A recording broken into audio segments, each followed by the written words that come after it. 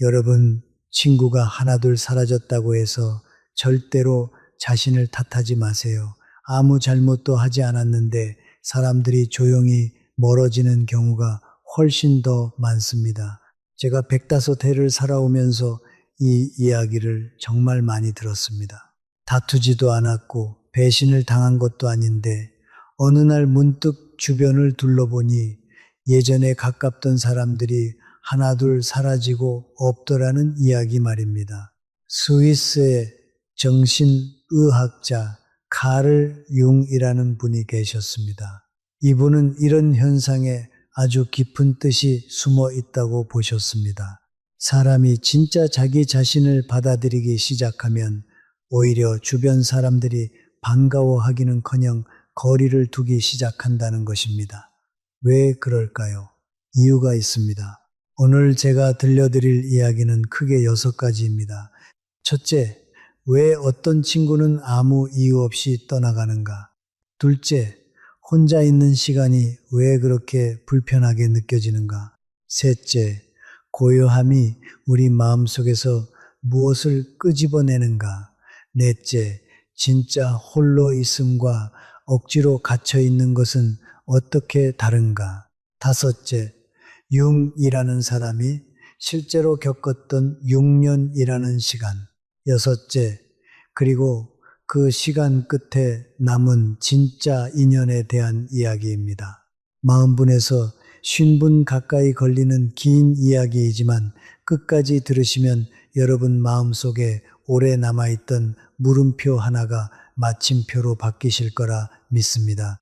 이 이야기는 사실 저 자신의 이야기이기도 합니다.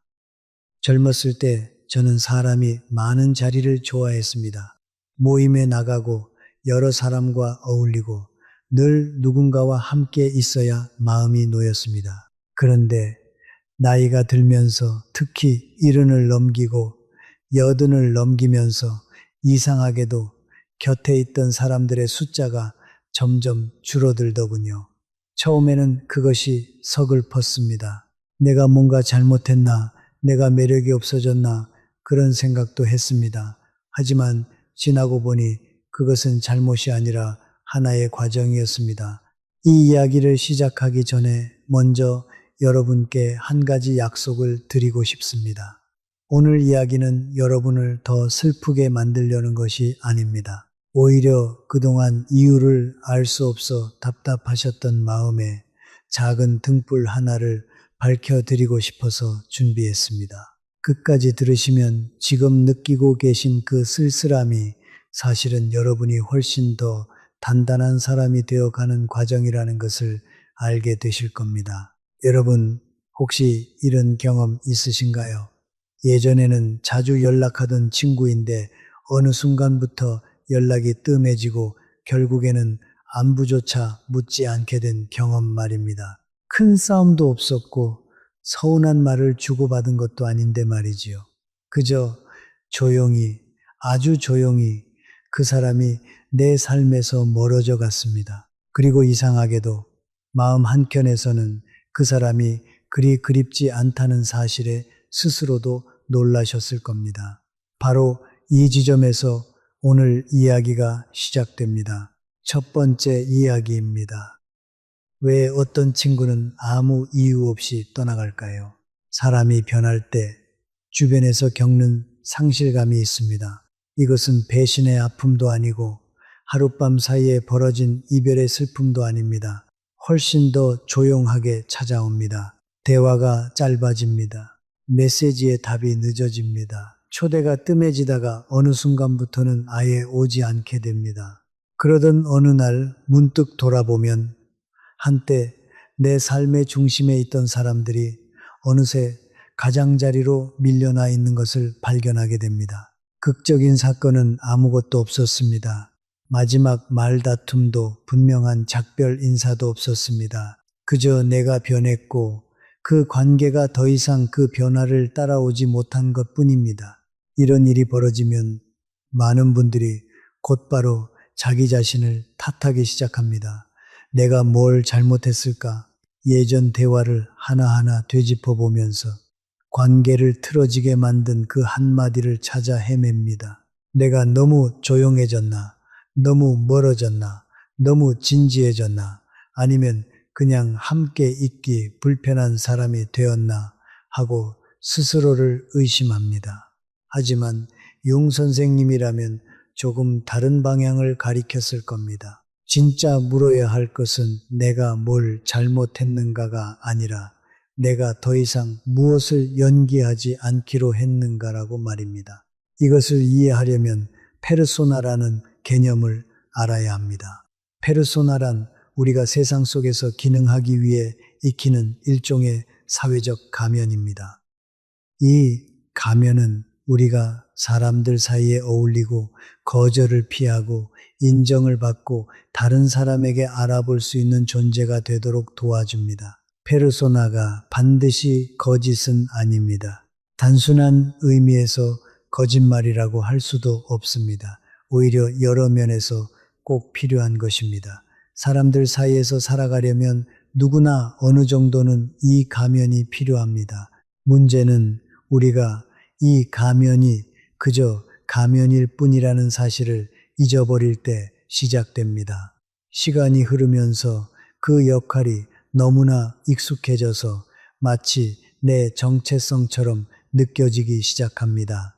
우리는 어느새 모임에서 늘 재미있는 사람, 늘 믿음직한 사람, 늘 다투는 사람들 사이를 중재하는 사람, 늘 남의 말을 잘 들어주는 사람, 늘 무리를 하나로 묶어주는 사람이 되어버립니다.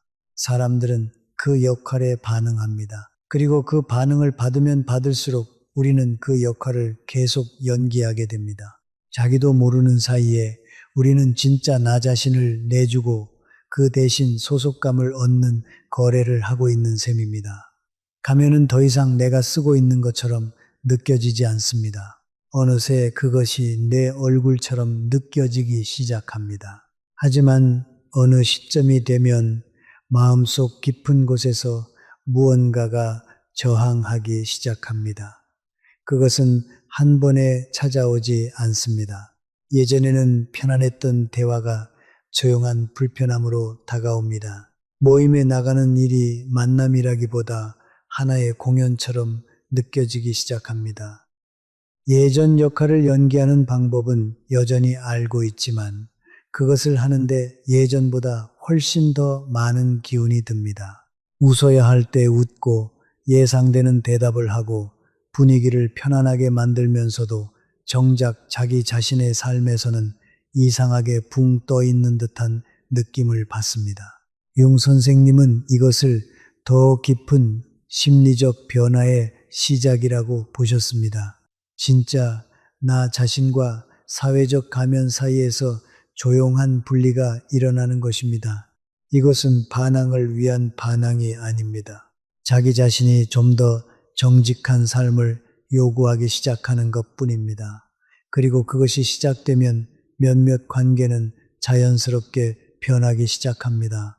내가 더 나빠져서도, 더 차가워져서도, 더 사랑받을 자격이 없어져서도 아닙니다. 그저 어떤 사람들은 내가 연기하던 역할과 이어져 있었던 것이지 그 역할 아래에 있는 진짜 사람과 이어져 있던 것이 아니었기 때문입니다. 여기서 우리 이웃 이야기를 하나 들려드리겠습니다. 제가 오래전부터 알고 지내던 마동수라는 분이 계셨습니다. 부산에서 오랫동안 작은 공장을 운영하시던 분이었는데 늘 모임의 분위기 메이커였습니다. 누가 생일인지 다 기억하고 다투는 사람들 사이에 서서 화해시키고 분위기가 무거워지면 늘 농담으로 풀어주던 분이었지요. 사람들은 그분과 함께 있으면 삶이 훨씬 가벼워진다고 늘 말했습니다. 그러다 몇 해 전 건강이 나빠지면서 그분은 예전처럼 사람들을 챙길 힘이 없어졌습니다. 조용해졌고 혼자 있는 시간이 늘어났습니다. 모임의 무거운 분위기를 더 이상 짊어지지 않게 되었지요. 그리고 다시 모임에 나갔을 때 뭔가 아주 아픈 사실을 알게 되었습니다. 무리는 여전히 있었지만 이미 그분 없이 조용히 재편되어 있었던 것입니다. 초대는 줄어들었고 대화는 예의 바르지만 겉핥기만 하는 시기였습니다.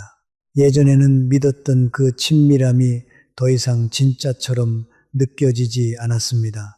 가장 아팠던 것은 사람들이 멀어졌다는 사실만이 아니었습니다. 그 유대의 상당 부분이 이제는 더 이상 되고 싶지 않은 어떤 버전의 자신에게 기대어 있었다는 깨달음이었습니다.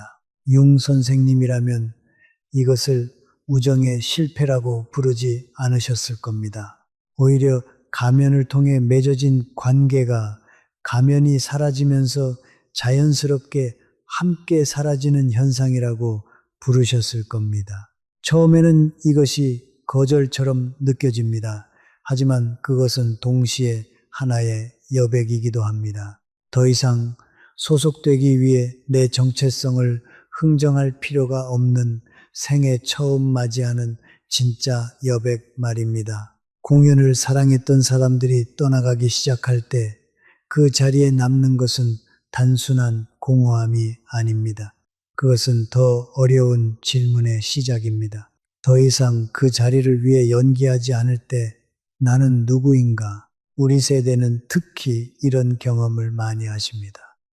젊은 시절에는 체면을 지키느라 주변의 기대에 맞추느라 정작 내 마음이 원하는 것은 뒷전으로 미뤄두고 살았습니다. 자식 키우고 집안 대소사 챙기고 모임에서 좋은 사람 노릇하느라 정작 내 얼굴 뒤에 있는 진짜 얼굴은 오랫동안 들여다보지 못하셨을 겁니다. 이제 와서 그 가면이 조금씩 벗겨지고 몇몇 관계가 자연스럽게 정리되는 것은 실패가 아니라 오히려 정직해지고 있다는 증거입니다. 두 번째 이야기로 넘어가겠습니다. 혼자 있는 시간이 왜 그렇게 불편하게 느껴지는가 하는 이야기입니다. 여러분, 마지막으로 완전히 혼자 계셨던 게 언제였나요? 휴대전화를 들여다보지도 않고 음악이나 방송을 틀어놓지도 않고 일도 하지 않고 그저 아무 소리도 없이 방 안에 조용히 앉아 있었던 순간 말입니다. 혹시 그런 순간이 있었다면 자기도 모르게 손이 휴대전화로 가기까지 얼마나 걸리셨나요? 대부분의 경우 몇 초도 채 걸리지 않습니다. 손은 거의 저절로 휴대전화를 향하고 텔레비전은 별다른 이유도 없이 저절로 켜집니다. 이 반응이 얼마나 순식간에 일어나는지, 우리는 왜 고요함을 견디지 못하게 되었는지 멈춰 서서 물어볼 겨를조차 없습니다. 용 선생님은 이런 반응이 겉으로 보이는 것보다 훨씬 더 많은 것을 말해준다고 보셨습니다. 그분은 이런 말씀을 남기셨습니다. 외로움은 주변에 사람이 없어서 오는 것이 아니라 자신에게 중요해 보이는 것들을 전할 길이 없을 때 온다고 말입니다. 처음 들으면 이 말은 인간관계에 관한 이야기처럼 들립니다. 하지만 사실은 그렇지 않습니다. 이것은 마음속 세계에 관한 이야기입니다. 융 선생님은 아직 한 번도 말이 되어 나오지 못한 감정, 바람, 두려움, 물음들을 짊어지고 사는 경험을 말씀하신 것입니다. 그런 상태가 되면 사람들에게 둘러싸여 있어도 외로움은 정말로 사라지지 않습니다. 그저 잠시 미뤄질 뿐입니다.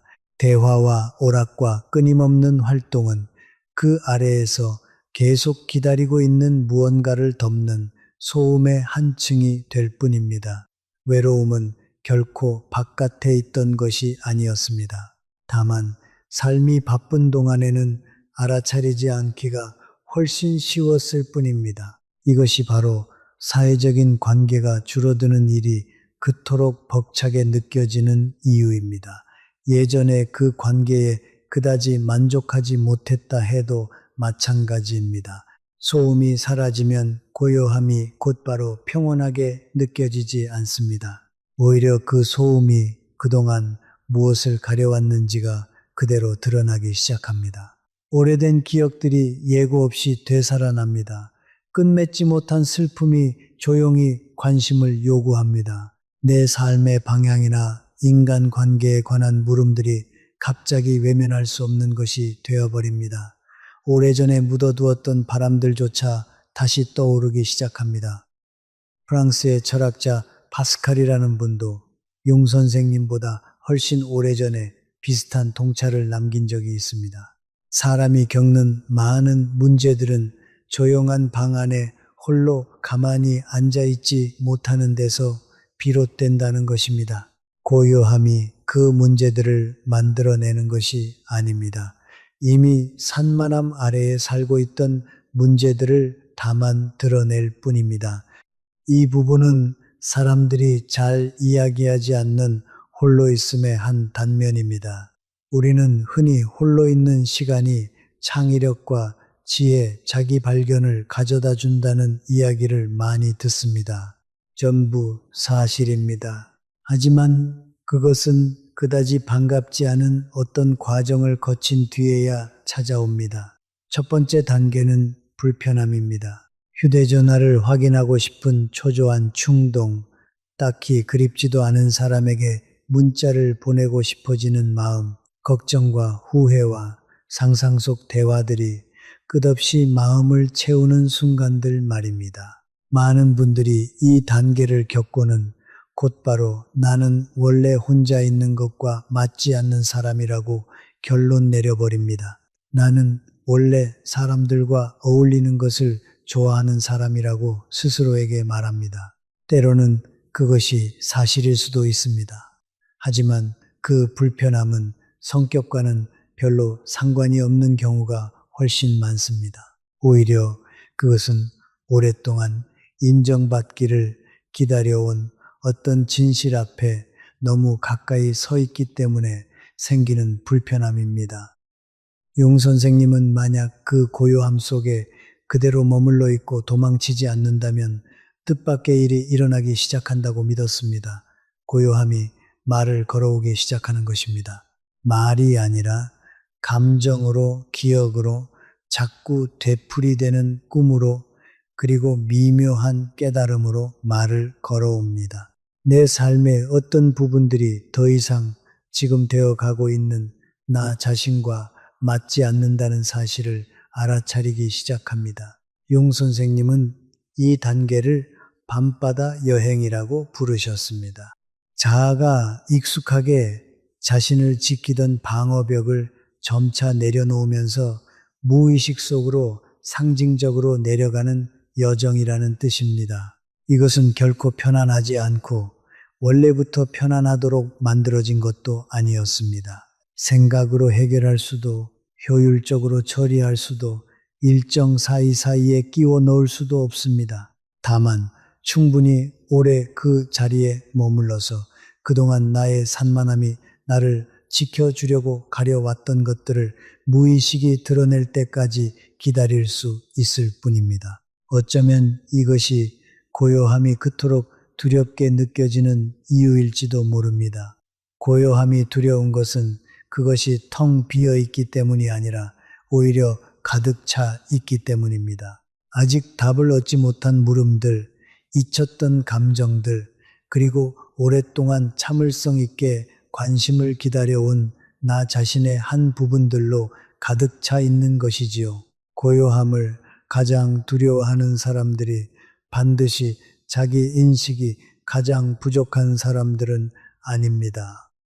때로는 이미 고요함이 무엇을 드러내려 하는지 어렴풋이 느끼고 있는 사람들이기도 합니다. 그렇다면 진짜 질문은 내 안의 세계가 하려는 이야기를 들을 준비가 되었는가가 아닙니다. 마침내 그것을 소음으로 덮어버리는 일을 그만둘 마음이 있는가 하는 것입니다.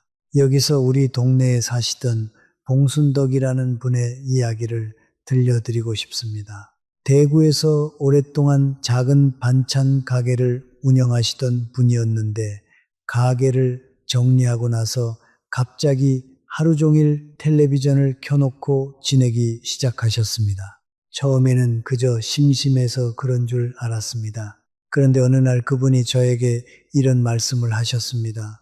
텔레비전을 끄면 마음이 이상하게 무거워진다고요. 젊었을 때 자식들 키우느라 미뤄두었던 감정들이 가게를 정리하고 조용해진 시간 속에서 자꾸 떠오른다고 하셨습니다. 처음에는 그것이 견디기 힘들었다고 하셨습니다.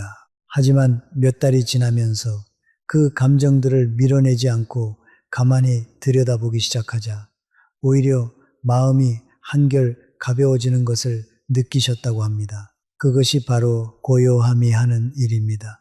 처음에는 무겁게 느껴지지만 끝까지 머물러 있으면 결국 우리를 가볍게 만들어줍니다. 세 번째 이야기입니다. 고요함이 우리 마음속에서 무엇을 끄집어내는가 하는 이야기입니다. 사람들은 흔히 홀로 있음을 평화로운 것으로 상상합니다. 조용한 아침, 일기장, 천천히 마시는 차 한 잔, 그리고 마침내 나 자신과 편안해지는 그 느낌을 떠올리시겠지요. 그런 홀로 있음도 분명히 존재합니다. 하지만 그것이 우리가 가장 먼저 만나게 되는 홀로 있음은 아닙니다. 평온이 찾아오기 전에 훨씬 덜 반가운 무언가가 먼저 찾아옵니다.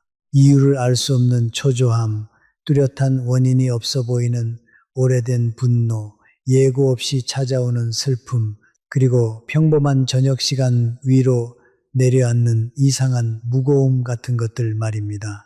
많은 분들이 이런 감정들을 느끼면 홀로 있는 시간이 나를 해치고 있다고 생각합니다.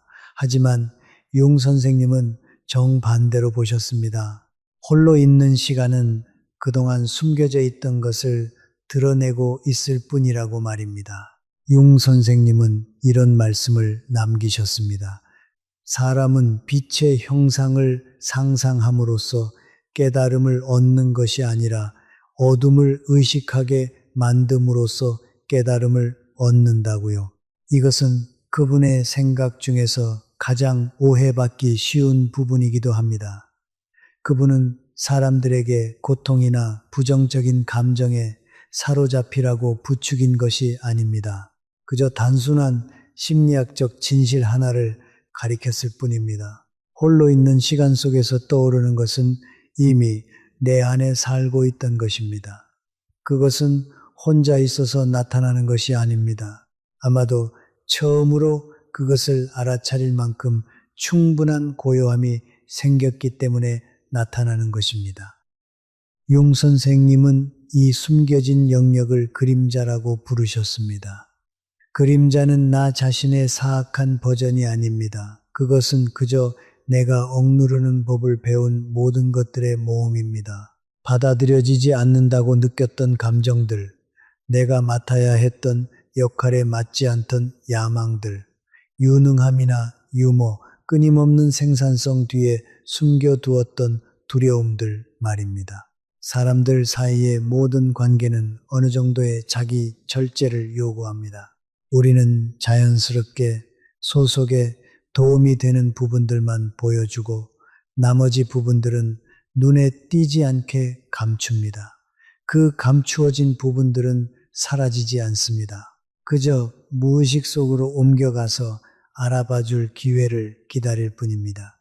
이것이 바로 깊은 홀로 있음의 시간이 때때로 예상보다 훨씬 강렬하게 느껴지는 이유입니다. 사회적인 활동이 잦아들면 무의식은 오랫동안 저장해 두었던 것들을 풀어놓기 시작합니다. 댐에 막혀있는 강물을 떠올려 보세요.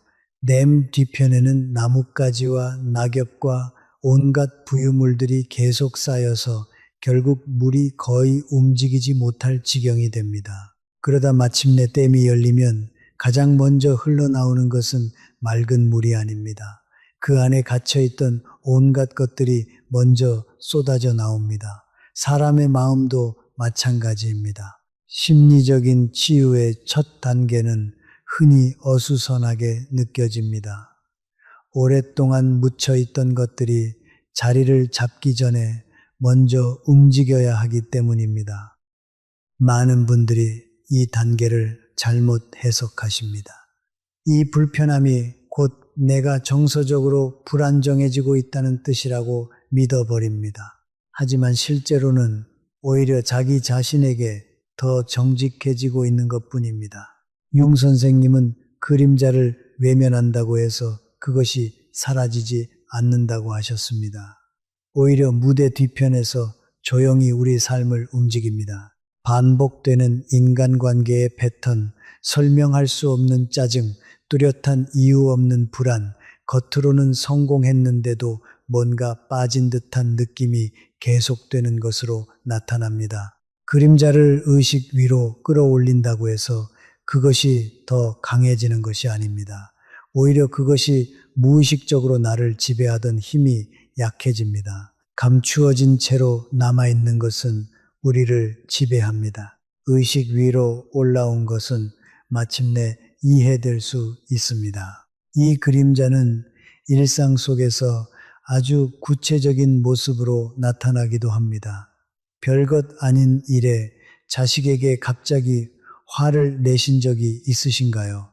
텔레비전 뉴스를 보다가 이유 없이 마음이 무거워지신 적은요? 오래전에 다투었던 사람이 몇 년이 지나도 자꾸 꿈에 나타나는 경우도 있습니다. 이런 순간들이 바로 그림자가 우리에게 말을 걸어오는 순간입니다. 그것을 알아차리지 못하면 우리는 계속 같은 자리에서 같은 이유로 마음이 상하게 됩니다. 하지만 그것을 알아차리고 나면 비로소 그 감정의 뿌리를 이해하고 조금씩 풀어낼 수 있게 됩니다. 하지만 홀로 있는 시간만으로는 충분하지 않습니다. 사람은 몇 년을 홀로 지내면서도 끊임없는 공상이나 원망을 통해 계속 자기 자신을 피해 다닐 수 있습니다. 진짜 홀로 있음이란 단순히 사람이 없는 상태가 아닙니다. 내 안에서 올라오는 것을 곧바로 밀어내지 않고 그대로 함께 머무르려는 의지입니다. 바로 그 지점에서 길이 갈라지기 시작합니다.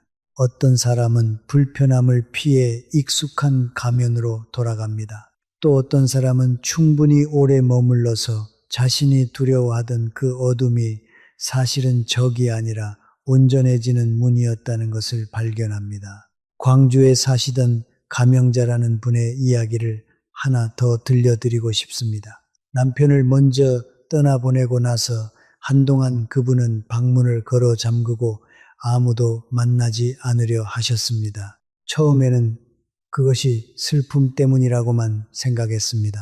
하지만 시간이 지나면서 그분 스스로 이렇게 말씀하셨습니다. 자꾸 화가 난다고요.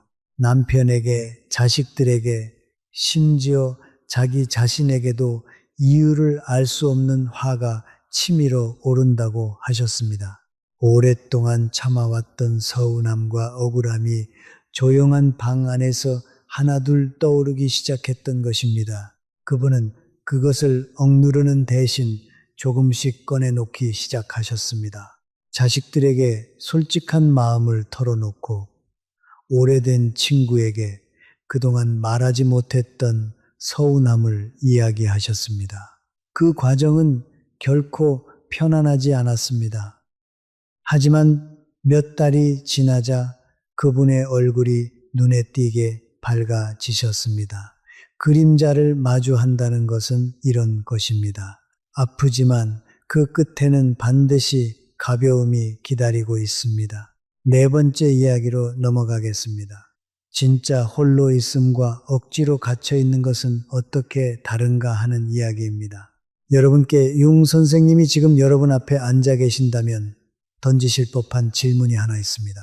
복잡한 질문도 어려운 임상적 질문도 아닙니다. 그저 이런 질문입니다. 혼자 계실 때 여러분은 자기 자신에게 다가가고 계신가요? 아니면 다른 무언가로부터 도망치고 계신가요? 이 구분은 미묘하게 들리지만 그 답에 따라 여러분의 홀로 있는 시간이 실제로 여러분에게 어떤 영향을 주고 있는지가 완전히 달라집니다. 두 사람이 거의 똑같은 상황에서 살아갈 수 있습니다. 둘 다 친구가 적고, 둘 다 오랜 시간 혼자 지내고, 둘 다 예전에는 빼곡했던 약속들을 하나둘 줄여왔습니다. 겉으로 보기에는 두 사람의 삶이 놀랍도록 비슷해 보입니다. 하지만 그 안에서는 전혀 다른 일이 벌어지고 있습니다. 첫 번째 사람은 내면에 무언가가 자라고 있고 예전의 틀이 더는 맞지 않기 때문에 홀로 있습니다. 사라져간 관계들은 더 이상 진실하게 느껴지지 않는 예전 모습 위에 세워져 있었던 것입니다. 그 홀로 있음은 때로 불편하지만 그 안에는 살아있다는 느낌이 함께합니다. 어려운 물음들이 떠오르지만 그것은 여전히 중요하게 느껴지는 물음들입니다. 느리더라도 분명히 무언가 움직이고 있습니다. 두 번째 사람은 세상이 위험하게 느껴지기 시작했기 때문에 혹은 사람들에게 상처받거나 실망하거나 자신이 필요로 하는 방식으로 이해받지 못했기 때문에 홀로 있습니다. 그 홀로 있음은 성장의 공간이 아니라 방어의 공간입니다. 고요함이 그럴듯한 철학으로 잘 포장된 담벼락일 뿐입니다. 삶의 고요함이 깊이를 가지고 있지 않습니다. 그저 보호막의 성격을 띠고 있을 뿐입니다. 융 선생님은 이 두 경험 사이에 분명한 선을 그으셨습니다. 하나는 진정한 홀로 있음이라고 부르셨는데 온전한 자기 자신이 되어가는 과정을 돕는 홀로 있음입니다. 다른 하나는 고립이라고 부르셨습니다. 그리고 그분은 고립이 겉으로는 강해 보여도 실제로는 정체의 한 형태라는 것을 정확히 짚어내셨습니다. 고립은 그림자를 있던 자리에 그대로 묶어둡니다. 왜냐하면 그림자가 드러나기 위해 필요한 것은 다른 사람이 아니라 정직함이기 때문입니다. 자기 방어에서 비롯된 고립은 사람이 가질 수 있는 가장 정교한 형태의 부정직함 가운데 하나입니다. 개성화에 관한 책을 잔뜩 쌓아두고 내면의 평화에 관한 좋은 말들을 늘어놓으면서 스스로는 의식적으로 이 길을 선택했다고 진심으로 믿을 수도 있습니다. 하지만 그 선택이 두려움에서 비롯된 것이지 준비에서 비롯된 것이 아니라면 의식이 알아차리지 못해도 무의식은 그 차이를 알고 있습니다. 정직한 질문은, 그리고 이것은 마주하기 결코 편안하지 않은 질문입니다만, 내가 혼자인지 아닌지가 아닙니다. 왜 혼자인지입니다. 내 안에 무언가가 맑아지고 있고 내 삶의 예전 버전에 속해 있던 사람들이 지금 만들어지고 있는 것과 더 이상 맞지 않기 때문에 혼자인 것일까요?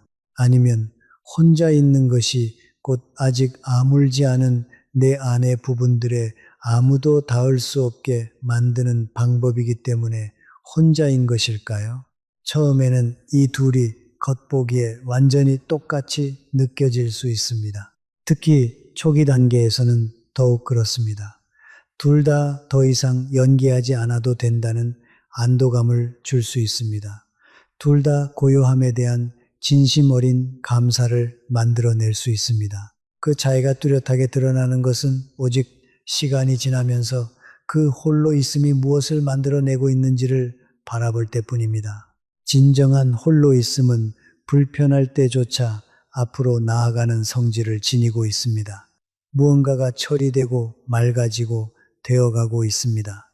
거기서 떠오르는 물음들은 힘들어도 기꺼이 마주할 수 있는 물음들입니다. 고립이면서 홀로 있음으로 포장된 상태는 시간이 지나면서 전혀 다른 결을 만들어냅니다. 좀처럼 진짜 평온으로 자리 잡지 못하는 우월감이 자라나고 다른 사람들이 문제라는 이유들이 점점 더 날카로워지며 끊임없이 유지 보수가 필요한 자기 충족의 철학이 생겨납니다. 왜냐하면 그 밑바닥에는 진짜 관계에 대한 갈망이 사실 사라지지 않았기 때문입니다. 다만 그것이 나약함이라는 이름으로 다시 분류되었을 뿐입니다. 용 선생님이 이런 말씀을 하신 것은 매몰차게 굴려던 것이 아니었습니다.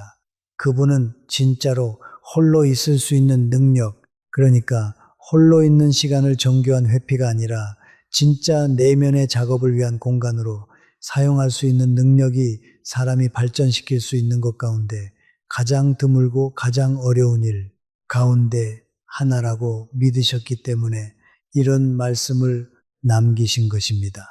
그리고 그것을 발전시키는 유일한 방법은 지금 내가 실제로 어느 쪽을 하고 있는지 정직하게 바라보는 것 뿐입니다. 상담 선생님에게도 다른 누구에게도 아닙니다. 그저 고요함 속에서 나 자신에게 묻는 것입니다. 답은 이미 그 자리에서 내가 더 이상 반박하지 않기를 기다리며 놓여 있습니다. 이 이야기까지 벌써 절반 가까이 왔습니다. 지금까지 우리는 왜 관계가 조용히 변하는지, 고요함이 왜 그렇게 불편한지, 그리고 그 고요함이 무엇을 드러내는지 함께 이제부터는 융 선생님 본인이 실제로 겪었던 시간, 그리고 그 끝에서 남은 것이 무엇이었는지를 말씀드리려 합니다. 지금까지의 이야기가 조금 무겁게 느껴지셨다면 이제부터는 훨씬 더 따뜻한 이야기로 이어질 것입니다. 5번째 이야기입니다. 융이라는 사람이 실제로 겪었던 6년이라는 시간에 대한 이야기입니다. 1912년 무렵 융 선생님은 모든 것을 다 가진 것처럼 보였습니다. 유럽에서 가장 존경받는 정신의학자 가운데 한 사람이었고 병원은 늘 사람들로 붐볐으며 지그문트 프로이트라는 정신분석학의 창시자가 공개적으로 그를 자신의 후계자라고 불렀을 정도였습니다. 그런데 거의 하룻밤 사이에 모든 것이 달라졌습니다. 융과 프로이트의 결별은 단순한 학문적 의견 차이가 아니었습니다. 그것은 하나의 지적 세계 전체가 무너진 사건이었습니다. 그는 스승을 잃었을 뿐만 아니라 그 주변에 형성되어 있던 공동체까지 함께 잃었습니다. 동료들은 프로이트의 편에 섰고 초대장은 더 이상 오지 않았으며 한때 현대 심리학의 중심에 서 있던 사람이 갑자기 완전히 홀로 서 있는 자신을 발견하게 되었습니다. 그 다음에 일어난 일은 융 선생님의 생애에서 사람들이 잘 이야기하지 않는 부분입니다. 그는 곧바로 경력을 재건하거나 새로운 사람들로 주변을 채우려 하지 않았습니다. 대신 그는 크리스나흐트에 있는 자신의 집으로 물러나서 거의 6년에 가까운 깊은 심리적 불확실성의 시간 속으로 들어갔습니다. 그 시간 동안 그는 호숫가에 돌탑을 쌓았고 일기장을 꿈과 상징적인 환상들로 채웠으며 자기 자신의 무의식과 놀라운 대화를 시작했습니다. 이 경험들로부터 도망치는 대신 그는 놀라울 만큼 정직하게 그것들을 지켜보기로 했습니다. 훗날 융 선생님은 그 시기가 몹시 불안정했다고 스스로 인정했습니다. 설명할 수도 벗어날 수도 없는 내면의 압박감에 짓눌리는 듯한 느낌을 받았다고 고백했습니다. 때로는 자신의 내면 세계와 평범한 현실 사이의 경계가 무서울 만큼 얇아지기도 했습니다. 이것은 평화롭게 홀로 있음을 즐기는 사람의 모습이 결코 아니었습니다. 예전의 정체성이 무너지는 동안 그 자리에 남아있으려 애쓰는 사람의 모습이었습니다. 그럼에도 불구하고 오늘날 우리가 융 선생님과 함께 떠올리는 거의 모든 것이 바로 그 시기에 태어났습니다. 그림자에 대한 이해, 개성화 이론, 분석 심리학의 토대들 말입니다. 훗날 그의 대표작 가운데 하나가 된 붉은 책의 상당 부분조차 바로 이 힘겨운 고립의 시기에서 비롯되었습니다. 융 선생님의 위대한 생각들 가운데 그가 사람들에게 존경받고 동료들에게 둘러싸여 있던 시절에 태어난 것은 하나도 없습니다. 그것들은 모두 그가 홀로 있던 시절에 태어났습니다. 이것이 중요한 이유는 오늘 이야기가 결국 무엇을 말하려 하는지를 안에서부터 보여주기 때문입니다. 이것은 특별해지는 느낌이 아닙니다. 어떤 더 높은 의식의 단계에 이르는 느낌도 아닙니다. 오히려 불확실한 느낌입니다.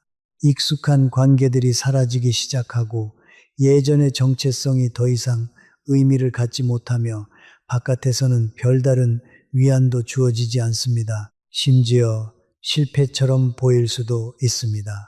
융 선생님은 그 6년이라는 시간을 스스로 선택한 것이 아니었습니다.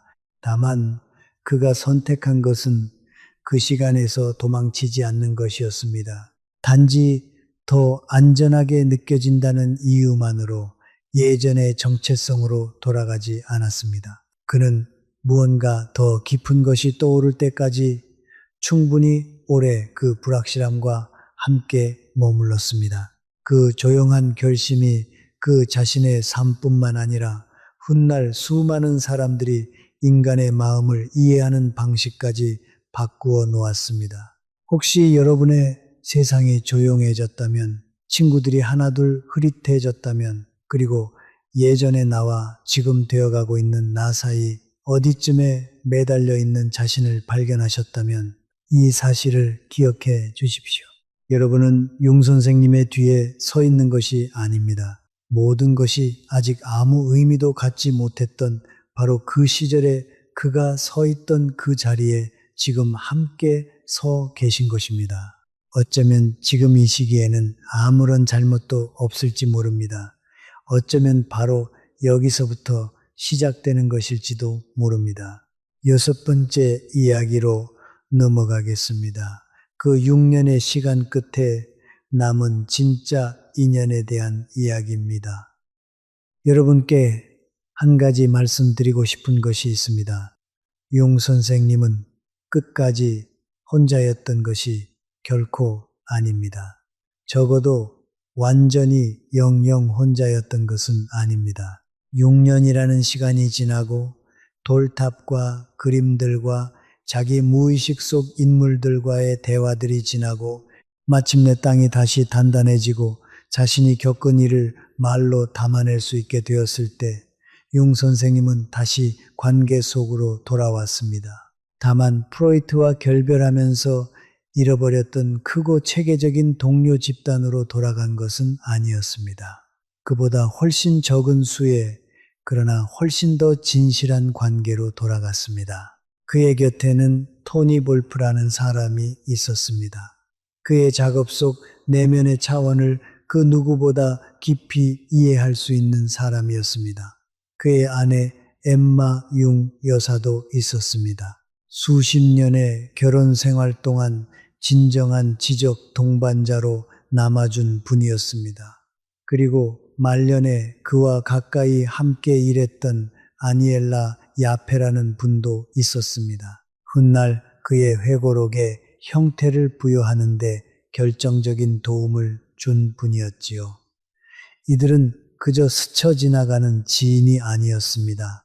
두 사람이 우연히 같은 자리에 있었기 때문에 형성된 그런 관계도 아니었습니다. 융 선생님은 이런 종류의 인연을 가리키는 단어를 따로 가지고 계셨습니다. 영혼의 우정이라는 뜻의 말입니다. 그리고 그가 그것을 설명하는 방식을 보면 그가 그것을 평범한 사회적 친분과는 전혀 다른 차원의 것으로 여겼다는 사실이 분명하게 드러납니다.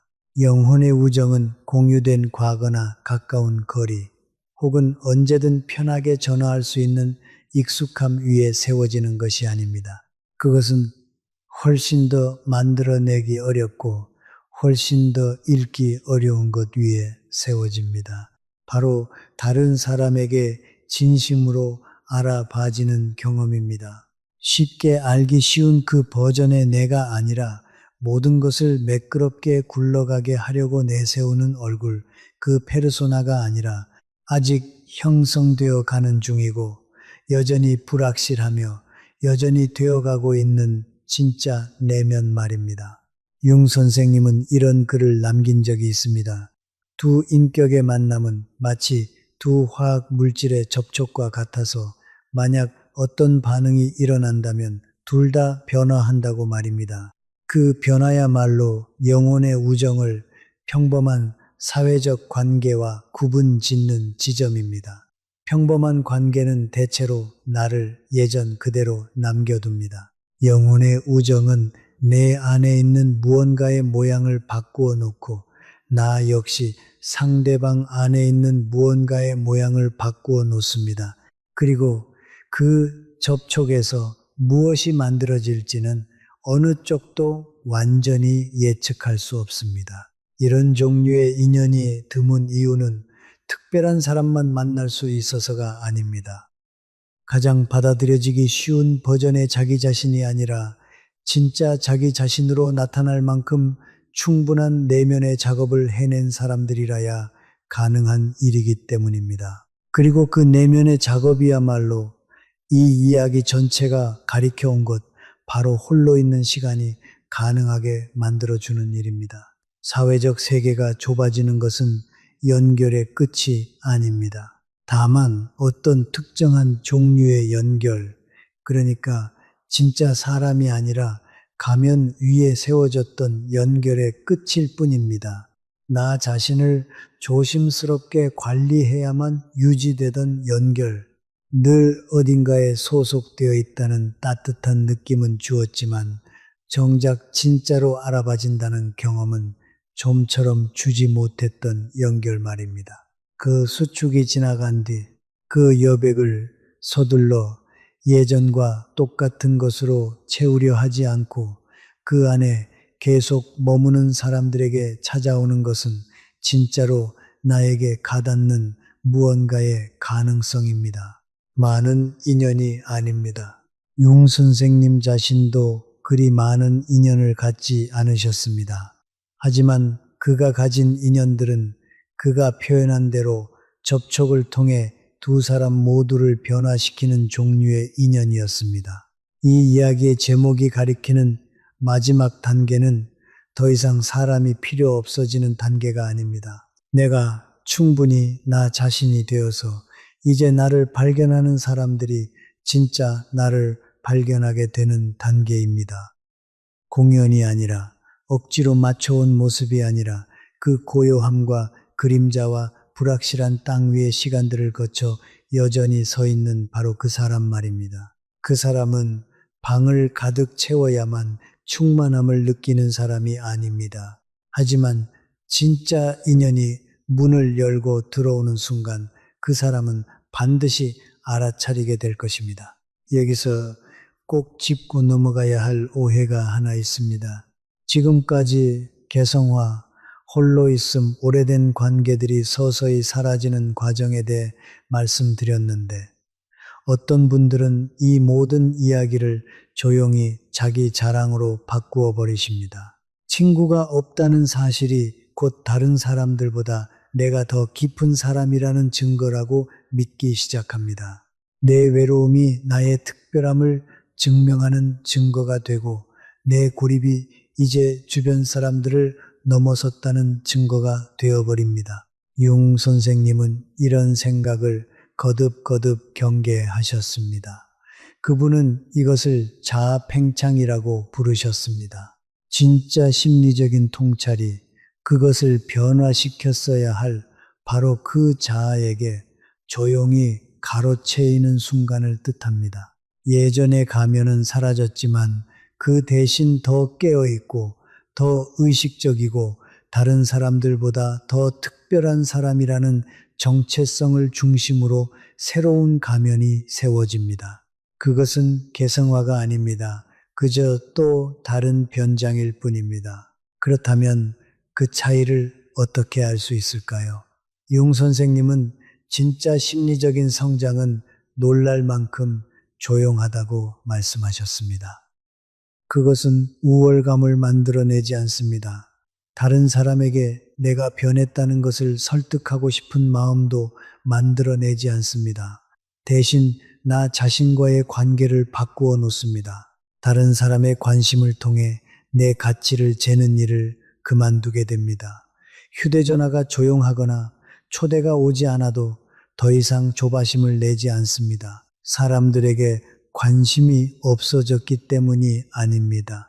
내 정체성이 더 이상 그들을 통해 끊임없이 되비춰질 필요가 없어졌기 때문입니다. 무게중심이 서서히 내면으로 옮겨갑니다. 인정은 여전히 반갑지만 더 이상 반드시 필요하지는 않게 됩니다. 홀로 있음은 곧바로 도망치고 싶은 곳이 아니라 편안히 들어설 수 있는 곳이 됩니다. 시간과의 관계도 달라지기 시작합니다.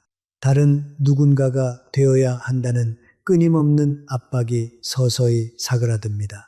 나 자신을 증명해야 한다는 조급함이 줄어들고 무언가를 놓칠까봐 조바심 내는 마음도 줄어들며 내 삶이 겉보기에 성공적으로 보이는지에 대한 불안도 줄어듭니다. 내 성장에 대해 더 인내심을 가지게 되는데 그것은 개성화가 도달해야 할 목적지가 아니라 평생에 걸쳐 나 자신에게로 되돌아가는 과정이라는 것을 이해하게 되었기 때문입니다. 지난 일을 돌아볼 때도 떠나간 사람들을 원망할 필요를 더 이상 느끼지 않게 됩니다. 그리고 자기 자신이 달라졌다는 이유로 스스로를 탓할 필요도 느끼지 않게 됩니다. 다만 어떤 관계들은 내 삶의 이전장에 속해 있었을 뿐이라는 것을 알아차리게 됩니다. 그때의 나에게는 의미 있었지만 내가 되어가고 있는 나와 함께 자라나지는 못했던 관계라는 것을 말입니다. 어쩌면 이것이 오늘 이 이야기의 제목이 진짜로 가리키고 싶었던 것일지도 모릅니다. 친구가 없다는 것은 최종 단계가 아닙니다. 고립 그 자체가 어떤 식으로든 깨달음을 의미하기 때문이 아닙니다. 주변 모든 사람들보다 더 높은 경지에 이르렀다는 증거도 아닙니다. 그것은 그저 많은 분들이 예전에 가면이 무너지기 시작하고 난 뒤 그리고 진짜로 되어가고 있는 나 자신을 중심으로 새로운 관계들이 자라날 시간을 아직 얻지 못한 사이에 잠시 머무는 자리일 뿐입니다. 어떤 분은 그 자리에서 당황해 서둘러 예전의 정체성으로 돌아갑니다. 다른 어떤 분들은 더 진실한 무언가가 떠오를 때까지 충분히 오래 그 자리에 머뭅니다. 그 불확실함과 함께 머무르려는 의지야말로 융 선생님이 정말 극소수의 사람만이 이루어낸다고 믿었던 바로 그것입니다. 결국 가장 드문 성품은 친구가 가장 적은 사람이 아닙니다.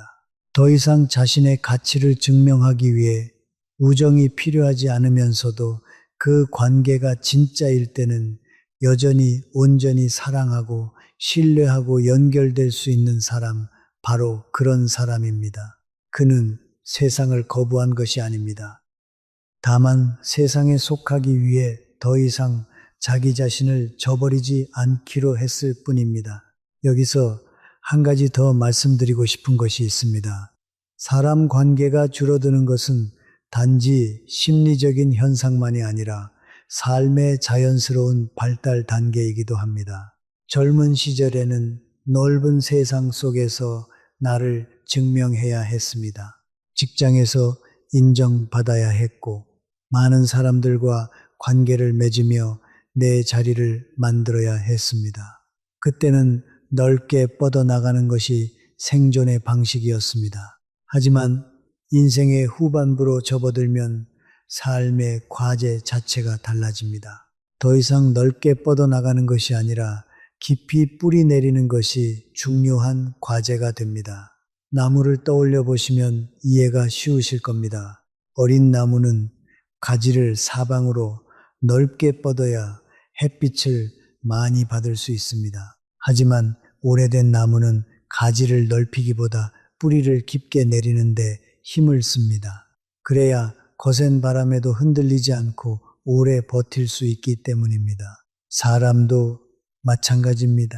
인생의 후반부에 관계가 좁아지는 것은 실패가 아니라 뿌리를 깊게 내리는 자연스러운 전환입니다. 발달 심리학에서도 이와 비슷한 이야기를 합니다. 인생의 후반부에 접어든 사람은 더 이상 사회적 인정을 얻는데 에너지를 쓰기보다 정서적으로 의미 있는 관계에 집중하게 된다는 것입니다.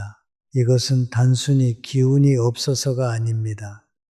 오히려 삶의 우선순위가 자연스럽게 재정렬되는 지혜로운 과정입니다.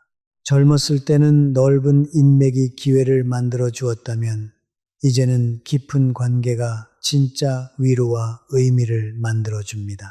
이 사실을 알고 나면 관계가 줄어드는 것을 훨씬 편안한 마음으로 받아들이실 수 있을 것입니다. 여러분, 지금 여러분의 삶에서 넓게 뻗어 있던 가지들이 하나둘 잘려나가고 있다고 느껴지신다면 그것을 상실로만 보지 마시고 뿌리를 내리는 시간으로 바라봐 주시기 바랍니다. 지금 이 시간에 내리는 뿌리가 앞으로 남은 인생을 훨씬 더 단단하게 지탱해 줄 것입니다. 이제 조금 더 실천적인 이야기를 들려드리고 싶습니다. 지금까지 말씀드린 이야기가 마음에 와닿으셨다면 여러분은 이렇게 물으실지도 모릅니다. 그렇다면 저는 지금 이 시기를 어떻게 지나야 할까요? 여러분은 어떠신가요? 요즘 혼자 있는 시간이 늘어나면 그 시간이 편안하게 느껴지시나요? 아니면 자꾸 무언가로 그 시간을 채우고 싶어지시나요? 혹시 텔레비전을 끄자마자 마음 한구석이 불편해지신 적이 있으신가요? 아니면 오히려 조용한 시간이 되어야 비로소 마음이 놓이시나요? 이 두 가지 반응 모두 지극히 자연스럽습니다. 다만 그 반응이 무엇을 말해주는지 알아차리는 것이 중요합니다. 첫째로 말씀드리고 싶은 것은 이것입니다. 고요함을 억지로 편안하게 만들려고 애쓰지 마세요. 처음에는 불편한 것이 당연합니다. 하루에 10분, 그저 10분 정도만 아무것도 하지 않고 조용히 앉아 계셔 보세요. 텔레비전도 끄고 휴대전화도 다른 방에 두고 그저 창밖을 바라보거나 눈을 감고 계셔도 좋습니다. 그 시간 동안 어떤 생각이나 감정이 떠오르든 그것을 밀어내려 하지 마시고 그저 가만히 바라보아 주세요. 오래된 서운함이 떠오를 수도 있고 자식들에 대한 걱정이 떠오를 수도 있고 오래전 헤어진 친구에 대한 기억이 떠오를 수도 있습니다. 그것들을 억지로 해결하려 하지 마시고 그저 인정해 주는 것만으로도 충분합니다. 둘째로 떠오르는 감정들을 종이에 적어 보시는 것을 권해드립니다. 거창한 일기가 아니어도 괜찮습니다. 오늘 마음이 무거웠던 이유, 오늘 문득 떠오른 사람의 이름, 오늘 이상하게 서운했던 순간을 몇 줄이라도 적어보세요. 글로 적어보면 마음속에서 뒤엉켜 있던 감정들이 조금씩 정리되는 것을 느끼실 수 있습니다. 이것은 돈이 드는 일도 아니고 특별한 도구가 필요한 일도 아닙니다. 집에 있는 공책 한 권과 볼펜 한 자루면 충분합니다. 셋째로 멀어진 관계에 대해 스스로를 탓하는 마음이 들 때마다 이렇게 물어보세요. 이 관계가 진짜 나를 향한 것이었는가? 아니면 내가 맡았던 역할을 향한 것이었는가? 만약 후자였다면 그 관계가 조용히 정리된 것은 여러분의 잘못이 아닙니다. 오히려 여러분이 더 정직한 삶을 향해 나아가고 있다는 증거입니다. 여기서 서울에 사시는 한 어르신의 이야기를 하나 더 들려드리겠습니다. 퇴직하신 뒤 몇 년 동안 유난히 사람이 줄어든 것 때문에 힘들어 하셨던 분입니다. 그분은 처음에 이 상황을 견디기 어려워서 억지로 새로운 모임을 만들고 억지로 사람들을 불러 모으려 하셨습니다. 하지만 그럴수록 마음은 더 공허해졌습니다. 그러다 어느 날 딸에게서 이런 이야기를 들으셨다고 합니다. 아버지, 억지로 사람을 모으려 하지 마시고 그냥 아버지답게 계세요. 그 말을 듣고 나서 그분은 억지로 사람을 불러 모으는 일을 그만두셨습니다. 대신 매일 아침 30분씩 동네를 산책하며 혼자만의 시간을 가지기 시작하셨습니다. 처음 몇 주는 그 시간이 몹시 외롭게 느껴졌다고 하셨습니다. 하지만 2달쯤 지나자 오히려 그 산책 시간이 하루 중 가장 편안한 시간이 되었다고 하셨습니다. 그리고 신기하게도 그렇게 몇 달이 지난 뒤 예전에 소원해졌던 이웃 한 분이 먼저 다가와 함께 산책하자고 청하셨다고 합니다. 억지로 관계를 붙잡으려 하지 않고 자기 자신과 편안해지자 오히려 진짜 인연이 자연스럽게 찾아온 것입니다. 넷째로 매일 잠들기 전에 오늘 하루 가장 감사했던 순간 하나를 떠올려 보시기를 권해드립니다. 거창한 일이 아니어도 괜찮습니다. 따뜻한 국 한 그릇, 창밖에 맑은 하늘, 손주에게서 온 짧은 문자 한 통, 그런 소소한 것들도 충분합니다. 이렇게 하루를 마무리하면 혼자 있는 밤 시간도 훨씬 따뜻하게 느껴지실 것입니다. 여섯째로 하루 종일 뉴스나 짧은 영상만 들여다보는 습관은 잠시 내려놓아 보시기를 권해드립니다. 요즘 많은 분들이 외로움을 달래려고 하루 종일 텔레비전 뉴스나 휴대전화 영상을 끝없이 넘겨보십니다. 하지만 그것은 진짜 고요함이 아니라 또 다른 형태의 소음일 뿐입니다. 오히려 마음을 더 불안하게 만들 때가 많습니다. 하루에 1시간만이라도 그런 화면들을 내려놓고 창밖을 바라보거나 화분에 물을 주거나 오래된 사진첩을 넘겨보시는 시간을 가져보세요. 그 시간이 훨씬 더 깊은 위로를 드릴 것입니다. 다섯째로 몸을 움직이는 시간을 꼭 가지시기를 권해드립니다. 마음이 무거울 때일수록 가만히 앉아만 있으면 오히려 생각이 더 깊은 수렁으로 빠지기 쉽습니다. 집안에서 가벼운 스트레칭을 하시거나 동네를 천천히 한 바퀴 걸으시는 것만으로도 마음이 한결 가벼워집니다. 몸이 움직이면 마음도 함께 움직입니다. 돈이 드는 일도 아니고 특별한 도구도 필요 없습니다. 그저 매일 조금씩 몸을 움직여 주시는 것으로 충분합니다. 여러분, 혹시 지금 이 순간에도 옛 친구에게 먼저 연락해서 관계를 되돌려야 하나 고민하고 계신가요? 아니면 그냥 이대로 흘러가게 두어야 하나 고민하고 계신가요? 둘 중 어느 쪽을 선택하시든 괜찮습니다. 다만 그 선택이 두려움에서 나온 것인지 아니면 진짜 마음에서 나온 것인지 스스로에게 한번 물어보시기를 권해드립니다. 두려움에서 나온 선택은 되게 조급하고 불안합니다. 반면 진짜 마음에서 나온 선택은 설령 결과가 어떻든 마음 한구석이 편안합니다. 여기서 한 가지 꼭 말씀드리고 싶은 것이 있습니다. 혹시 이 이야기를 들으시면서 그렇다면 자식들과의 관계도 멀어져야 하는 것인가 하고 걱정하신 분이 계실지도 모르겠습니다. 전혀 그렇지 않습니다. 오늘 말씀드린 것은 가면 위에 세워진 관계, 억지로 유지해야만 하는 관계에 대한 이야기이지 진짜 사랑으로 이어진 관계에 대한 이야기가 아닙니다. 자식들과의 관계, 손주들과의 관계는 오히려 이 과정을 거치면서 더 깊어지는 경우가 훨씬 많습니다. 왜냐하면 더 이상 좋은 부모, 좋은 어른이라는 역할을 연기할 필요 없이 있는 그대로의 나로 자식들 앞에 설 수 있게 되기 때문입니다.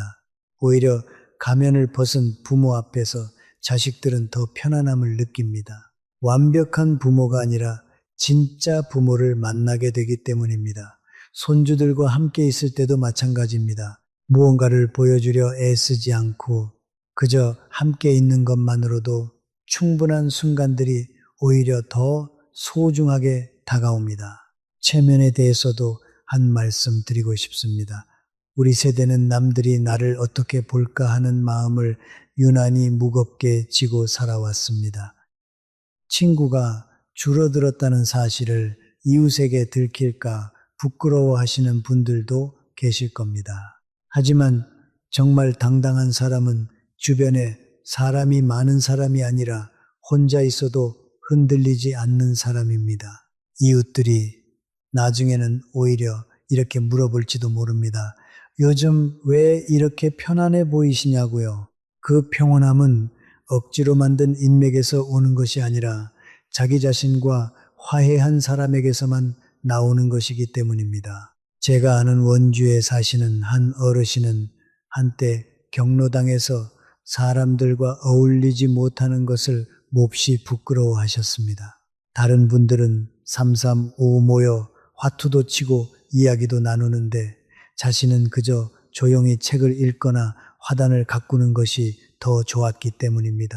처음에는 그것이 이상하게 보일까봐 억지로 무리에 끼어보려 하셨습니다. 하지만 시간이 지나면서 그분은 억지로 어울리지 않고 자기만의 방식으로 시간을 보내기로 하셨습니다. 그리고 신기하게도 몇 달 뒤에는 오히려 다른 분들이 그분에게 다가와 화단 가꾸는 법을 물어보기 시작하셨다고 합니다. 남과 다르다는 것이 부끄러운 일이 아니라 오히려 자기만의 매력이 될 수 있다는 것을 그때 깨달으셨다고 하셨습니다. 우리 세대만이 아는 한이라는 감정에 대해서도 말씀드리고 싶습니다.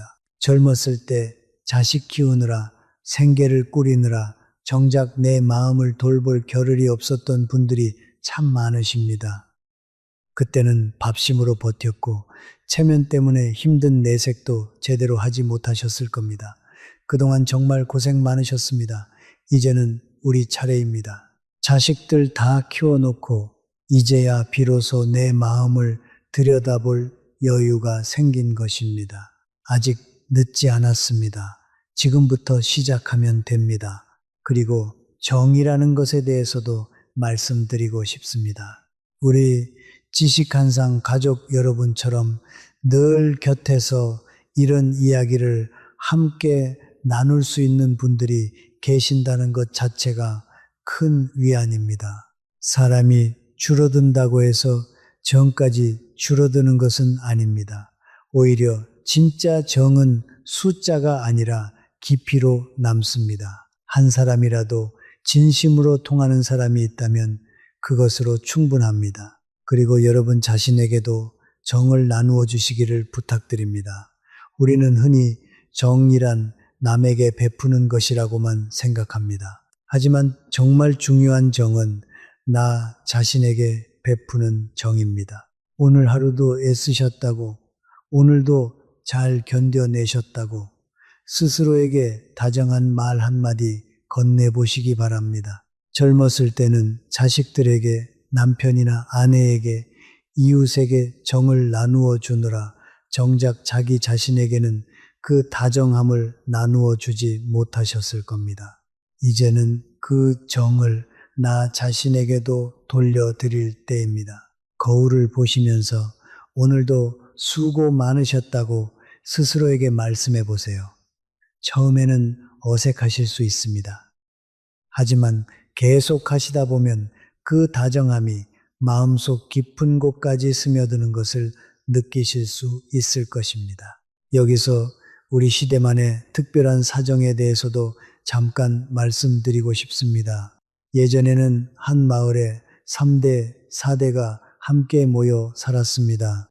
자연스럽게 사람이 늘 곁에 있었고 굳이 애쓰지 않아도 관계가 유지되었습니다. 하지만 지금은 다릅니다. 자식들은 일자리를 따라 먼 도시로, 때로는 다른 나라로 떠나갔고 예전에 한 동네에서 평생을 함께하던 이웃들도 뿔뿔이 흩어졌습니다. 그러니 우리 세대가 유난히 사람이 줄어드는 것을 크게 느끼는 것은 당연한 일입니다. 이것은 우리 개인의 문제가 아니라 시대가 통째로 변한 결과이기도 합니다. 그러니 너무 스스로를 탓하지 마시기 바랍니다. 우리는 부모 세대와는 전혀 다른 사회 구조 속에서 나이 들어가고 있는 것입니다. 그리고 바로 그렇기 때문에 오늘 말씀드린 이야기가 우리 세대에게 더욱 필요한 것이기도 합니다. 예전처럼 자연스럽게 사람이 곁에 머물러 주지 않는 시대이기에 이제는 스스로 자기 자신과 편안해지는 법을 의식적으로 배워야 하는 것입니다. 여기서 한 가지 조심스럽게 말씀드리고 싶은 것이 있습니다. 오늘 이야기는 홀로 있는 시간이 지닌 깊은 의미에 대한 것이지만 그렇다고 모든 외로움이 다 이런 성장의 과정인 것은 아닙니다.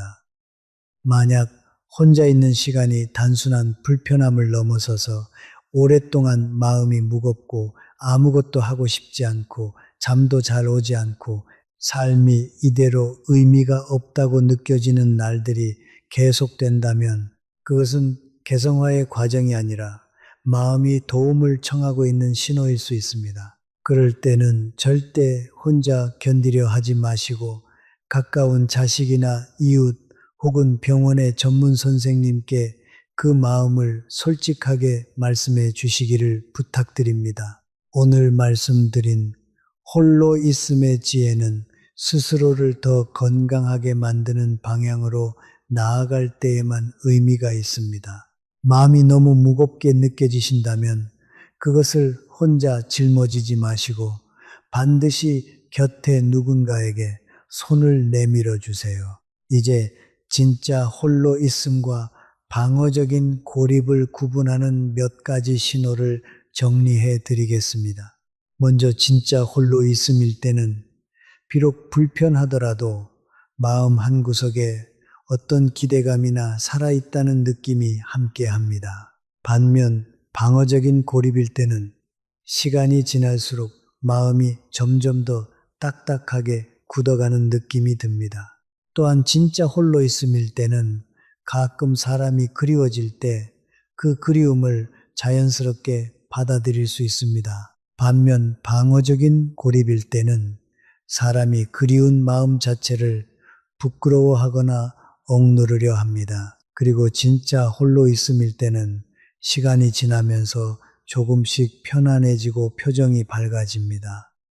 반면 방어적인 고립일 때는 시간이 지나도 마음이 계속 무겁고 표정에 그늘이 거치지 않습니다. 이 세 가지 신호를 마음에 새겨두시고 가끔씩 스스로를 점검해 보시기를 권해드립니다. 여기서 조금 다른 각도의 이야기를 하나 더 들려드리고 싶습니다. 사람들은 흔히 관계가 줄어드는 것을 이름으로만 생각합니다. 하지만 실제로 그 시기를 지나온 분들의 이야기를 들어보면 전혀 다른 이야기가 들려올 때가 많습니다. 대전에 사시는 한 어르신은 이런 말씀을 하신 적이 있습니다. 예전에는 일주일에 서너 번씩 여러 모임에 나가느라 정작 손주와 함께 앉아 책 읽어줄 시간조차 없었다고요. 그런데 사람이 줄어들고 모임이 줄어들면서 오히려 손주와 함께 보내는 시간이 훨씬 늘어났다고 하셨습니다. 예전에는 넓지만 얕은 관계 속에 시간을 흩뿌리고 살았다면 이제는 좁지만 깊은 관계 속에서 진짜 충만함을 느끼신다고 하셨습니다. 이것이 바로 오늘 이야기가 말하고자 하는 핵심 가운데 하나입니다. 관계의 숫자와 관계의 깊이는 결코 같은 것이 아닙니다. 젊었을 때는 아는 사람이 많을수록 성공한 삶이라고 배웠을지 모릅니다. 명함을 많이 주고받고 모임에 자주 나가고 늘 누군가와 약속이 잡혀 있는 것이 잘 사는 증거라고 여겼을지 모릅니다. 하지만 나이가 들어보니 그것이 참으로 얕은 생각이었다는 것을 깨닫게 됩니다. 정말 소중한 것은 한 사람과 나누는 진심 어린 대화, 한 번 한 사람이 나를 진짜로 알아봐주는 순간 그것 하나입니다. 또 다른 이야기를 들려드리겠습니다. 인천에 사시던 한 어르신은 젊었을 때 정말 발이 넓은 분이셨습니다.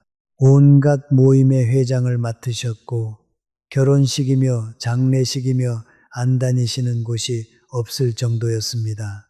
그런데 은퇴하고 몇 년이 지나자 그 많던 모임의 사람들이 하나둘 연락을 끊었습니다. 처음에는 몹시 서운하고 화가 나셨다고 합니다. 내가 그동안 그 사람들에게 얼마나 잘해주었는데 어떻게 이렇게 매정할 수 있냐고요. 하지만 시간이 지나면서 그분은 이런 생각에 이르셨다고 합니다. 그동안 자신이 맺어온 관계들은 대부분 회장이라는 역할, 늘 무언가를 베푸는 사람이라는 역할을 중심으로 세워진 관계였다는 것을요. 그 역할을 내려놓자 그 역할에 반응하던 사람들도 자연스럽게 멀어진 것뿐이었습니다. 그것을 깨닫고 나자 오히려 마음이 편안해지셨다고 합니다. 그리고 정말 신기하게도 그렇게 마음을 내려놓고 나서야 오래전부터 알고 지내던 한 친구가 아무 이유 없이 먼저 전화를 걸어왔다고 합니다. 그저 안부가 궁금해서 걸었다는 그 전화 한 통이 지난 몇 년 동안의 그 어떤 모임보다 더 큰 위로가 되었다고 하셨습니다. 여러분, 지금 이 이야기를 들으시면서 떠오르는 얼굴이 있으신가요? 혹시 오랫동안 연락하지 못했지만 마음 한구석에서 계속 떠오르는 사람이 있으신가요? 만약 그렇다면 그 사람에게 오늘 짧은 안부 인사 한 통 건네 보시는 것은 어떨까요? 거창한 말이 필요하지 않습니다. 그냥 잘 지내고 계신가요? 한번 여쭈어 보는 것으로 충분합니다. 그 작은 한마디가 어쩌면 여러분의 인생에서 가장 소중한 인연을 다시 이어줄지도 모릅니다. 이제 이야기를 마무리하기 전에 한 가지 더 말씀드리고 싶은 것이 있습니다. 사람은 나이가 들수록 자신이 무엇을 남기고 갈 것인가를 자연스럽게 생각하게 됩니다. 재산도 아니고 명성도 아닙니다. 정말 남는 것은 진심으로 통했던 몇 사람과의 기억, 그리고 자기 자신과 화해한 그 평온함입니다. 융 선생님이 말년에 이르러 얻은 것도 바로 그것이었습니다. 많은 사람들의 인정이 아니라 몇 안 되는 진짜 인연, 그리고 무엇보다 자기 자신과의 화해였습니다. 여러분, 오늘 이야기를 들으시면서 혹시 이런 생각이 드셨을지도 모르겠습니다. 그렇다면 나는 지금 어느 단계에 있는 것일까? 페르소나를 벗어가는 중일까? 고요함이 불편한 시기를 지나고 있는 것일까? 아니면 이미 그림자를 마주하고 있는 것일까? 사실 이 6단계는 순서대로 딱 떨어지게 지나가는 것이 아닙니다. 어떤 날은 고요함이 편안하다가도 다음 날은 다시 불편해지기도 합니다. 어떤 관계는 이미 자연스럽게 정리되었는데 또 다른 관계는 여전히 마음에 걸리기도 합니다. 이것은 정상적인 일입니다. 개성화라는 것은 한 번에 완성되는 시험이 아니라 평생에 걸쳐 오르내리는 물결과 같은 것이기 때문입니다. 여기서 밤바다 여행이라는 개념을 조금 더 풀어서 설명해 드리고 싶습니다. 이것은 융 선생님이 사용하신 표현인데 오래된 신화 속에서 영웅이 밤바다 괴물의 뱃속으로 삼켜졌다가 그 어둠 속을 통과해 다시 태어나는 이야기에서 따온 표현입니다. 사람의 마음도 이와 비슷합니다. 익숙했던 세계가 무너지고 한동안 아무것도 보이지 않는 캄캄한 시간을 지나야만 비로소 새로운 자기 자신으로 다시 태어날 수 있습니다. 그 캄캄한 시간 동안에는 앞이 보이지 않아 두렵고 방향을 잃은 것 같아 불안합니다. 하지만 그 어둠은 끝이 아닙니다. 다만 새로운 시작 이전에 반드시 거쳐야 하는 통로일 뿐입니다. 여러분, 혹시 지금 그 어둠 속에 계신가요?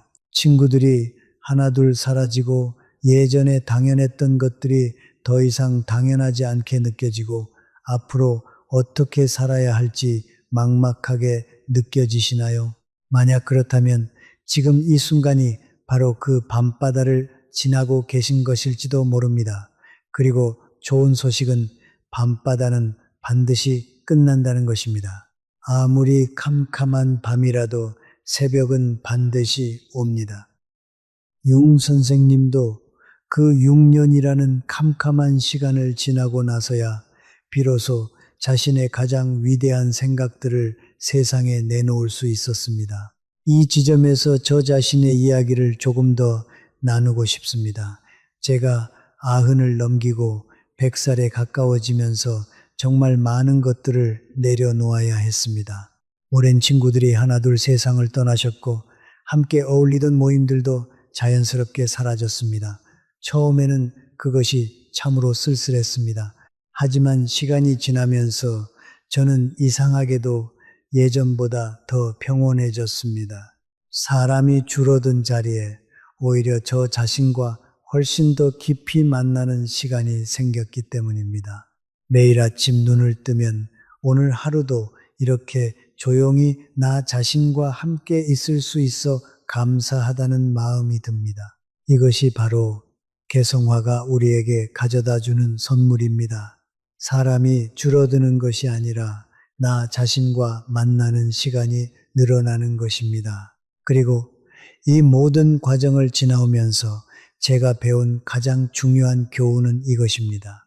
다른 사람이 나를 떠나는 것을 막을 수는 없습니다. 하지만 나 자신을 떠나는 것은 스스로 막을 수 있습니다.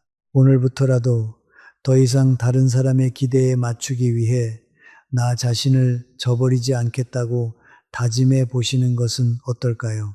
그것이 바로 오늘 이 긴 이야기가 여러분께 전하고 싶었던 가장 소중한 메시지입니다. 여기서 조금 더 깊이 들어가서 관계가 다시 회복되는 경우에 대해서도 말씀드리고 싶습니다. 모든 관계가 영영 사라지는 것은 아닙니다. 때로는 한동안 멀어졌던 사람이 몇 년이 지난 뒤 다시 다가오기도 합니다. 왜 그럴까요? 그 사람 역시 자기만의 밤바다 여행을 지나고 있었기 때문입니다. 제가 아는 청주에 사시는 한 어르신은 오랜 친구와 10년 가까이 연락이 끊겼던 적이 있으셨습니다. 두 분 다 각자의 자리에서 힘든 시간을 보내고 계셨던 것이지요. 그러다 어느 명절 우연히 시장에서 마주치게 되었는데 서로 아무 말 없이 손을 잡고 한참을 우셨다고 합니다. 그 10년의 침묵이 오히려 두 분 사이의 우정을 더 깊게 만들어 주었다고 그분은 말씀하셨습니다. 예전에는 서로에게 기대며 의지하던 관계였다면 다시 만난 뒤에는 각자 자기 두 발로 서 있으면서도 서로를 존중하는 훨씬 성숙한 관계로 바뀌었다고 하셨습니다. 이것이 바로 개성화가 관계에 가져다주는 진짜 선물입니다. 관계를 완전히 없애버리는 것이 아니라 관계를 더 정직하고 더 단단하게 만들어주는 것입니다. 가면 위에 세워졌던 관계는 사라지지만 진짜 마음이 통하는 관계는 오히려 그 시간을 통과하면서 더욱 깊어집니다. 그러니 지금 누군가와 멀어지고 계시더라도 너무 슬퍼하지 마십시오. 그것이 영원한 이별이 아닐 수도 있습니다. 각자 자기 몫의 어둠을 지나고 나면 더 성숙한 모습으로 다시 만나게 될지도 모릅니다. 또한 이 시기에 새로운 사람을 만나는 것에 대해서도 열린 마음을 가지시기를 권해드립니다. 나이가 들었다고 해서 새로운 인연이 불가능한 것은 결코 아닙니다. 오히려 가면을 내려놓은 뒤에 만나는 사람들은 훨씬 더 진실한 관계로 이어지는 경우가 많습니다. 동네 산책길에서 마주치는 이웃, 같은 취미를 가진 모임에서 만나는 사람, 혹은 자식들을 통해 알게 되는 새로운 얼굴들 속에서도 얼마든지 영혼의 우정이 싹틀 수 있습니다. 중요한 것은 그 관계를 억지로 만들려 하지 않는 것입니다. 자연스럽게 흘러가도록 두시고 그 안에서 진짜로 통하는 순간이 있는지 가만히 느껴보시기 바랍니다. 여러분, 오늘 이야기를 들으시면서 마음 한구석이 조금은 가벼워지셨기를 바랍니다. 혼자 있는 시간이 늘어난 것은 여러분의 삶이 실패했다는 신호가 아닙니다. 오히려 여러분이 그동안 짊어지고 있던 무거운 짐을 하나씩 내려놓고 있다는 신호입니다.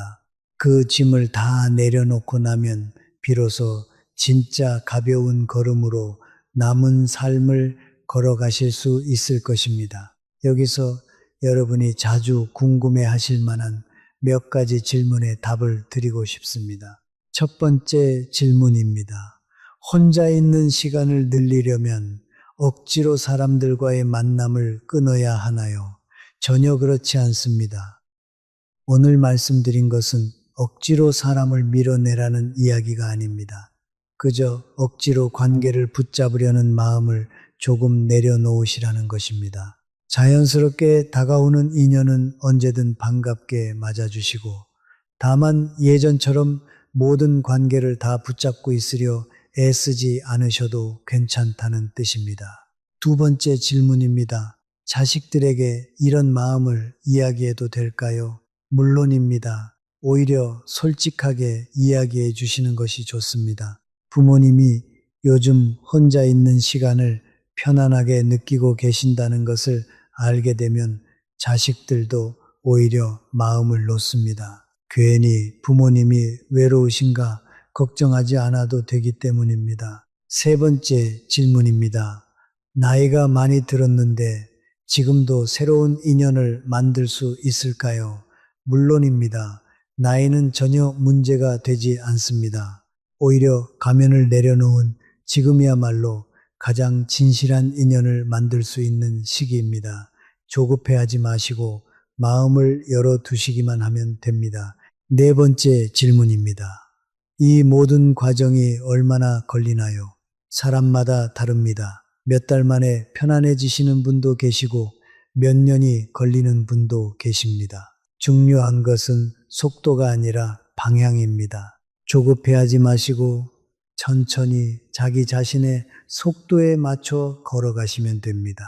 여러분께 마지막으로 그림 하나를 남겨드리고 싶습니다.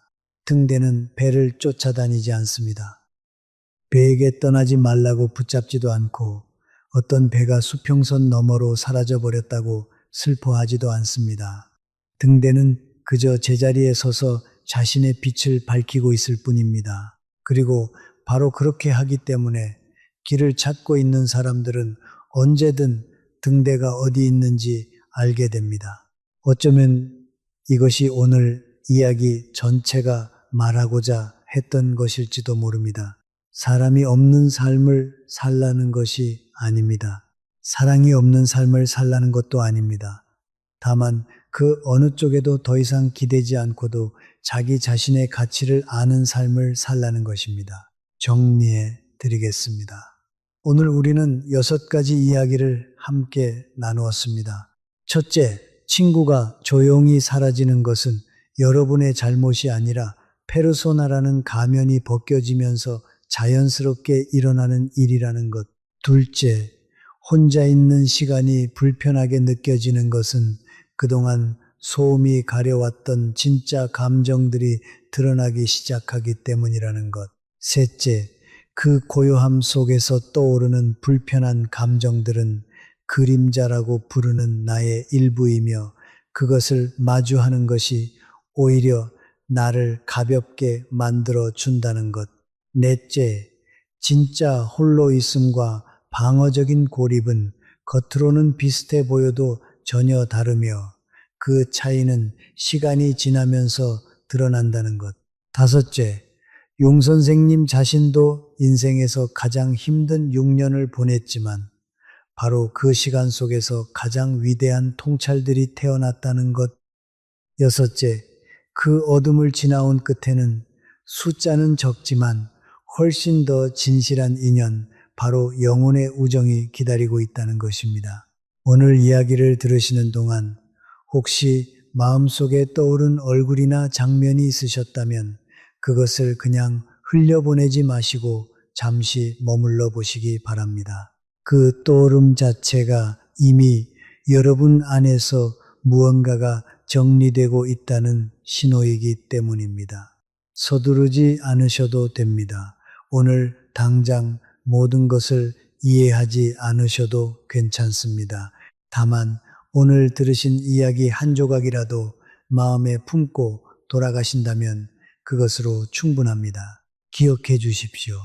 친구가 줄어들었다고 해서 여러분의 삶이 실패한 것이 결코 아닙니다.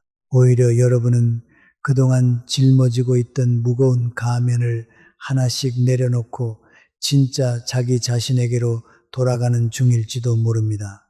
그 과정이 지금은 쓸쓸하고 막막하게 느껴지실 수 있습니다. 하지만 그 끝에는 반드시 더 편안하고 더 진실하고 더 온전한 자기 자신이 기다리고 있습니다. 그리고 그 자기 자신을 만나고 나면 설령 곁에 사람이 몇 없더라도 마음은 결코 텅 비어 있지 않을 것입니다. 오히려 그 안은 그 어느 때보다 단단하고 따뜻한 무언가로 가득 차 있을 것입니다. 그것이 바로 오늘 이야기가 여러분께 진심으로 전하고 싶었던 마지막 위로입니다. 사람은 줄어들어도 삶의 무게는 결코 가벼워지는 것이 아니라 오히려 더 진하고 단단하게 채워집니다. 오늘부터 그 진한 무게를 천천히 그리고 편안하게 느껴보시기 바랍니다. 오늘 이야기가 여러분 마음에 조금이라도 위로가 되셨다면, 그리고 오랫동안 혼자 조용히 품고 계셨던 그 질문에 작은 실마리라도 얻으셨다면 정말 다행입니다. 이 이야기가 도움이 되셨다면 구독과 좋아요로 응원해 주시면 큰 힘이 되겠습니다. 댓글에 여러분이 겪으신 비슷한 경험이나 오늘 이야기에 대한 생각을 나누어 주셔도 좋습니다. 서로의 이야기가 서로에게 위로가 되니까요. 다음에는 더 따뜻한 이야기로 다시 찾아뵙겠습니다. 오늘 이 긴 이야기를 끝까지 들어주셔서 정말 감사합니다. 여러분 한 분 한 분의 마음속에 오늘 나눈 이야기가 작은 등불처럼 오래 남아있기를 바랍니다. 오늘도 여러분의 하루가 평안하시길 바랍니다. 감사합니다.